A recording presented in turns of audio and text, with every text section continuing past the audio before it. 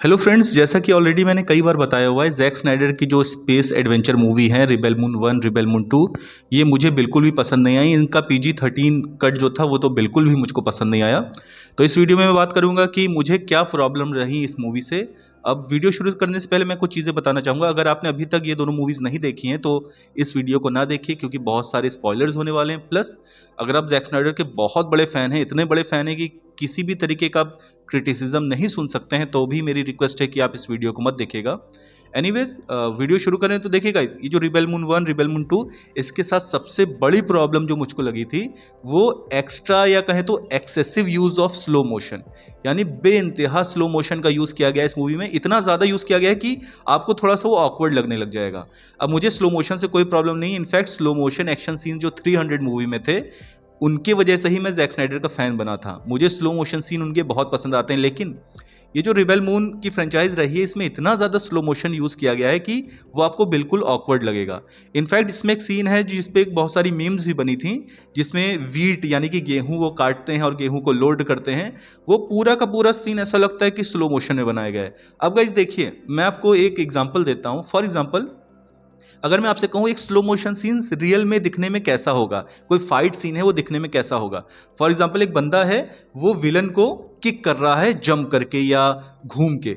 अब देखिए होता इसमें क्या है कि जो बंदा है वो दौड़ के तेज आएगा, वो उछलेगा भी तेज, लेकिन जब वो घूमेगा किक करने के लिए, ऑब्वियस सी बात है वहां पे चीज को स्लो कर दिया जाएगा ताकि हमको इंपैक्ट पता चले। और जैसे ही किक कनेक्ट होगा, वो आदमी या विलन जो होगा वो घूम के स्पीड से गिरेगा, यानी स्पीड से वो आया, जंप किया, जब उसने किक कनेक्ट किया तो वहां पे स्लो हो जाता है, और किक कनेक्ट होने के बाद वो बंदा स्पीड से गिर जाता है। ये नॉर्मल एक स्लो मोशन सीन का डिस्क्रिप्शन है। लेकिन गाइस क्या होगा अगर मैं आपसे कहूं कि जो हीरो है वो दौड़ के भी स्लो आए, वो जंप भी स्लो करे, वो किक भी स्लो करे, और जो विलन गिर रहा है वो भी स्लो गिरे, तो क्या गाइज इसमें कोई स्लो मोशन का इंपैक्ट रह जाएगा? बिल्कुल नहीं। तो इसमें जो सीन्स हैं, कई सारे एक्शन सीन, इसमें पूरा का पूरा सीन ही स्लो मोशन में है, तो स्लो मोशन का जो इंपैक्ट होता है वो पूरे तरीके से खत्म हो जाता है। और दूसरी चीज जो बहुत ज्यादा इलॉजिकल मुझको इस मूवी में लगी, जो कमांडर होता है शिप का, वो पूछता है अपने जो उससे लोअर रैंक का ऑफिसर होता है कि हम लोग वेल्ड प्लेनेट पहुंचेंगे कितने दिन में, तो वो कहता है कि विद इन फ्यू डेज। अब देखिएगा, इस फ्यू डेज का मतलब क्या है? कुछ दिन। इसका मतलब एक वीक से तो कम का ही टाइम होगा। अगर एक वीक का टाइम होता या एक वीक से ज्यादा होता तो वो ये कह देता कि एक वीक से ज्यादा लगेगा या 2 वीक्स लगेंगे, लेकिन उसका जो ऑफिसर होता है वो ये कहता है हमें फ्यू डेज लगेंगे। ये फ्यू डेज 4 दिन भी हो सकते हैं, 5 दिन भी हो सकते हैं। लेकिन आप देखिए यहाँ क्या इलॉजिकल चीज है, यहाँ पे भी बोलता है कि हम फ्यू डेज में वेल्ड प्लेनेट पहुंच जाएंगे जहां पे बैटल होने वाला है गांव वालों से। अब इन फ्यू डेज में ही ये गांव वाले क्या करेंगे, ये पूरी गेहूं की फसल भी काट लेंगे, गेहूं की फसल को साफ करके लॉन्ग हाउस में जाके उसको स्टोर भी कर लेंगे। इतना ही नहीं, इन गांव वालों की ट्रेनिंग भी हो जाएगी इन्हीं फ्यू डेज में, और इतनी अच्छी ट्रेनिंग हो जाएगी कि मदर वर्ल्ड के जो सोल्जर्स हैं जो बैटल इतने सालों से करते आ रहे हैं उन पे भी वो भारी पड़ जाएंगे। और इतना ही नहीं गाइस, इन्हीं फ्यू डेज में ये गांव वाले पूरे गांव के नीचे सुरंग भी खोद लेंगे, और ऐसी वैसी सुरंग नहीं, इतनी बड़ी सुरंग कि 6 फुट का आदमी बड़े आराम से निकल जाए। और उस सुरंग में ये लोग एक्सप्लोजिव भी प्लांट कर लेंगे। और इतना ही नहीं गाइस, ये फ्यू डेज में ही इतना टाइम भी इनके पास बच जाएगा कि बैटल से एक रात पहले ये लोग आराम से बैठ के लंच भी करते हैं, डिनर भी करते हैं, और अपने पुराने किस्से बताते हैं कि मैं कहाँ से आया, मैं कहाँ से आया। ये पूरा काम इनका हो गया फ्यू डेज के अंदर।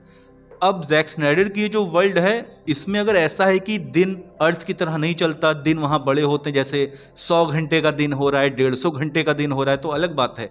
लेकिन अर्थ की तरह नॉर्मल डेज वहां पे है, तो मुझको ये नहीं समझ में आ रहा है ये फ्यू डेज के अंदर ये पूरी चीज कैसे रेडी हो गई।